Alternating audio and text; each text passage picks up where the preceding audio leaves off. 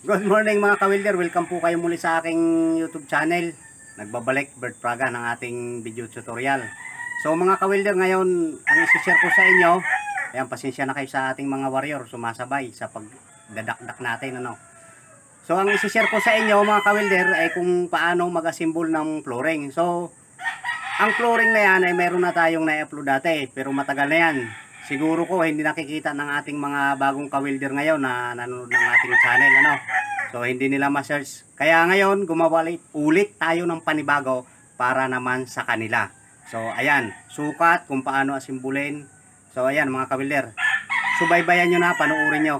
At bago tayo magsimula, kung hindi pa po kayo nakakapag-shoutout sa mga bisita ko dyan na hindi pa po nakakapag-shoutout, so huwag po kalimut mag-shoutout. Paano masabi? Notification bell. Kung hindi pa po kayo nakakapag-subscribe, please subscribe, pa-click ng notification bell para update kayo sa mga bago pa nating video na i-upload. So, ayan mga ka-welder, tara samahan nyo na ako. Umpisa na tayo.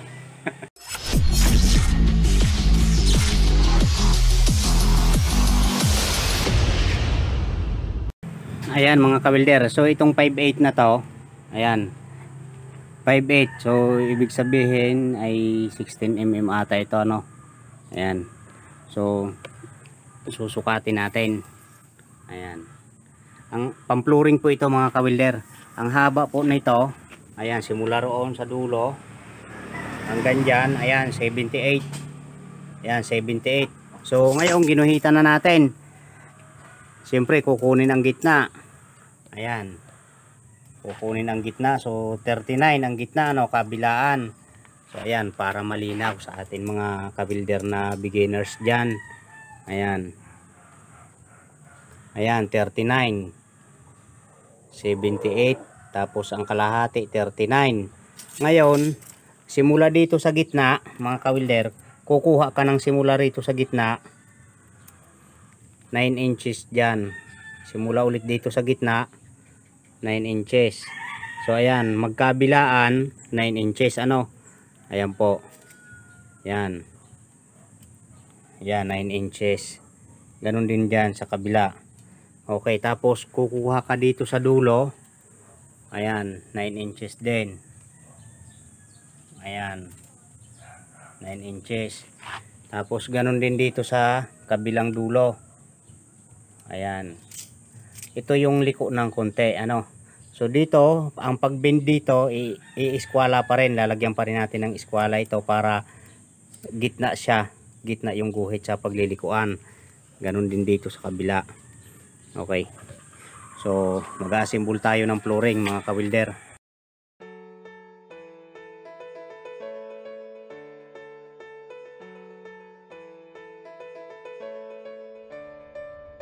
I know the air I'm breathing, it's no good for my lungs. I do this every season, I hate when summer comes. I fall into a trap that I made by myself. Oh, and I always do the wrong thing. I'm unstable and I'm unsteady, I've lost a million times already, and I'm so sorry, but I'm not able to slow me down. I feel unable and so unworthy, my heart feels heavy, I've lost already, and I'm so sorry, but I'm not able to slow down now. And I'm so sorry, but I'm not able to slow down now. And I'm so sorry, but I'm not able to slow down now. Self-destructive, I take a hit, I love it. Can you give me a second?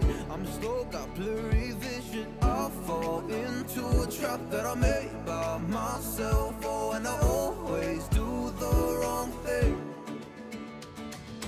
I'm unstable and I'm unsteady, I've lost a million times. So yan, na-bend na natin mga ka-welder. Ngayon, ang gagawin natin,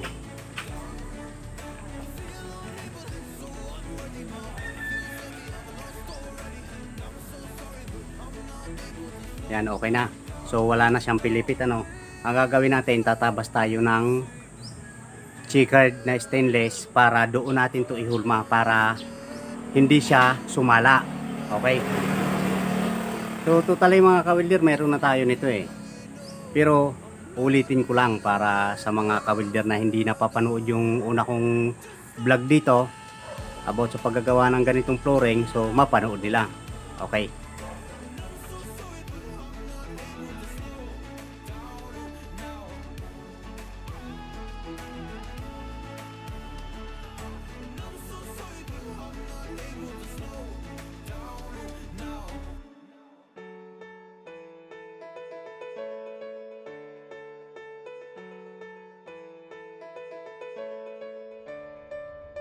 I know the air I'm breathing, it's no good for my lungs. I do this every season, I hate when summer comes. I fall into a trap that I made by myself. Oh, and I always do the wrong thing.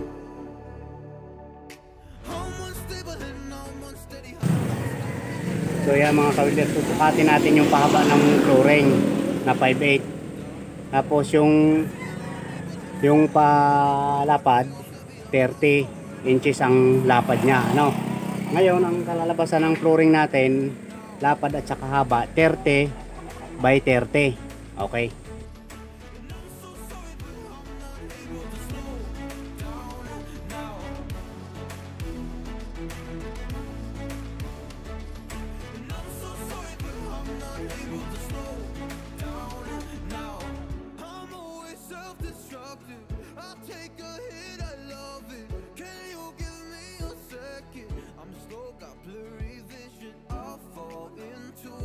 That I made by myself. Oh, and I always do the wrong thing. I'm unstable and I'm unsteady. Ayan mga kawilder, gugupitin natin. Pero kinuha natin yung gitna ng 30, so 15 inches. Yung gitna naman ng flooring doon,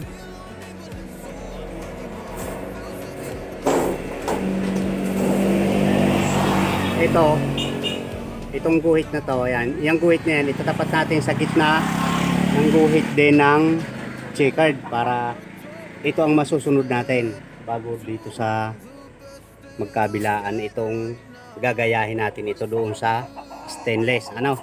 Okay.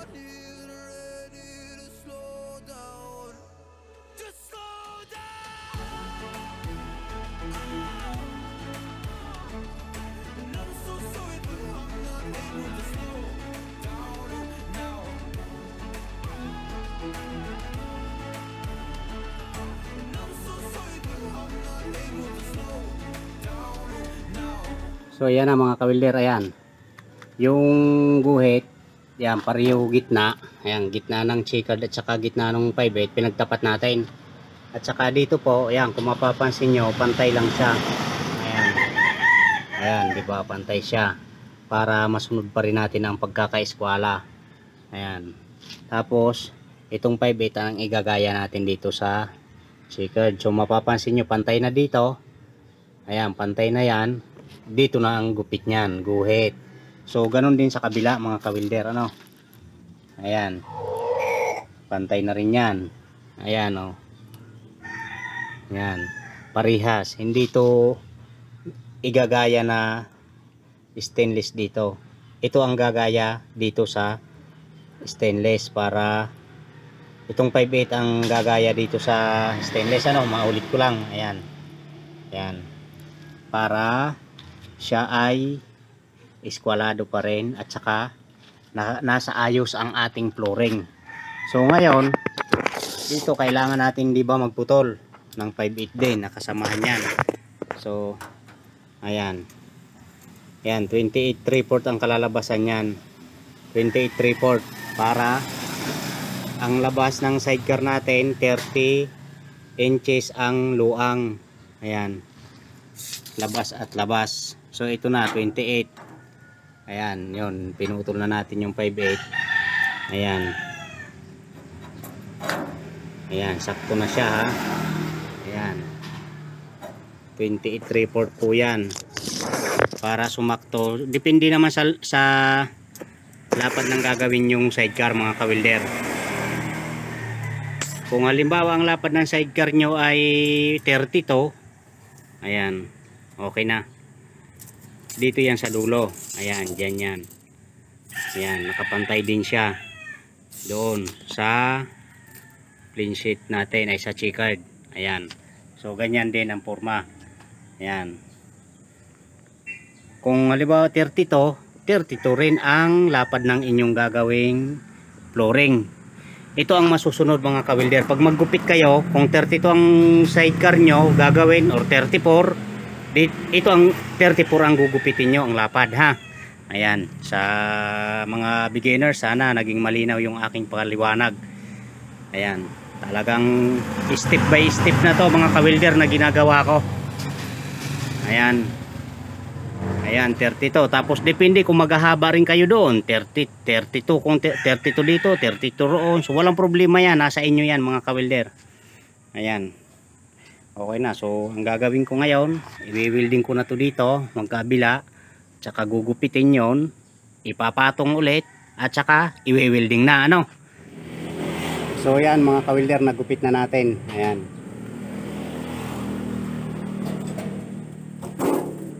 Ayan, na-welding na rin natin siya. So make sure na hindi siya pilipit ano. Ayan.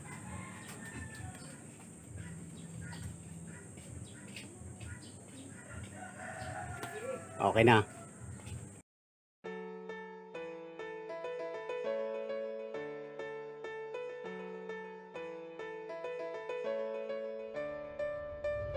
I know the air I'm breathing, it's no good for my lungs. I do this every season, I hate when summer comes. I fall into a trap that I made by myself. Oh, and I always do the wrong thing.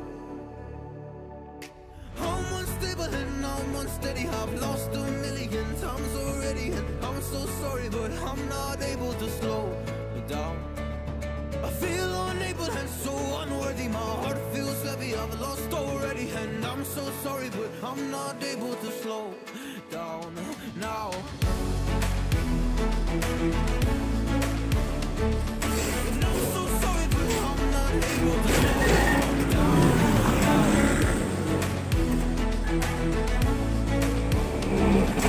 I'm so sorry, but I'm not able to slow down now. I'm always self-destructive, I take a hit, I love it. Can you give me a second? I'm slow, got blurry vision. I fall into a trap that I made by myself. Oh, and I always do the wrong thing. I'm unstable and I'm unsteady, I've lost a million times already, and I'm so sorry, but I'm not able to slow down. I feel unable and so unworthy, my heart feels heavy, I've lost already, and I'm so sorry, but I'm not able to slow down now. Please help me see the things that I am, I don't understand. I'm doing the best that I can right now, but it's never enough. I'm not even ready to slow down. Just slow down. Ayan ang mga kawilder na i-welding na natin ano. Paikot. Ayan, paikot siya. Ayan. 3 inch lang ang pagitan niya. Ayan, tapos lalagyan natin dito ng pabalabag na 5/16. Ayan, pinakapabalabag na 5/16 dito. 4 na piraso siya dito. Ayan, sa gitna para pinakapatigas niya. Para pag umapak yung pasahero or yung sasakay, hindi lumundo doon sa ibabaw, no?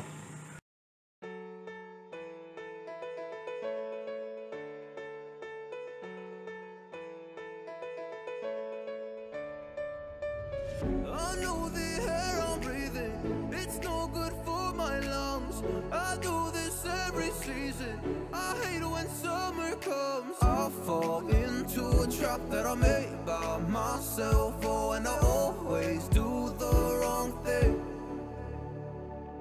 I'm unstable and I'm unsteady, I've lost a million times already, and I'm so sorry, but I'm not able to slow down. I feel unable and so unworthy, my heart feels heavy, I've lost already, and I'm so sorry, but I'm not able to slow down now.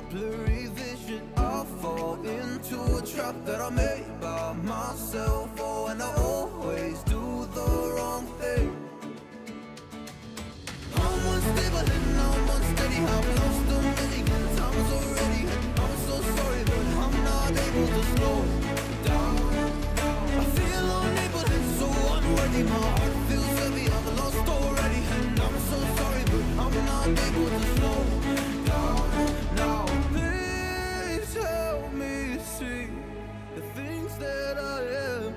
I don't understand. I'm doing the best that I can right now, but it's never enough. I'm not even ready to slow down. Just slow down. And I'm so sorry, but I'm not able to slow down now. Okay na, tapos na ang ating flooring mga ka-welder, asimbulin. Ayan, na-welding na rin natin yan sa gitna. Ayan. So ayan, pasensya na rin ko sa guantes na to, palitin na to, mamaya papalitan ko na to. Ayan, okay na mga ka-welder, tapos na.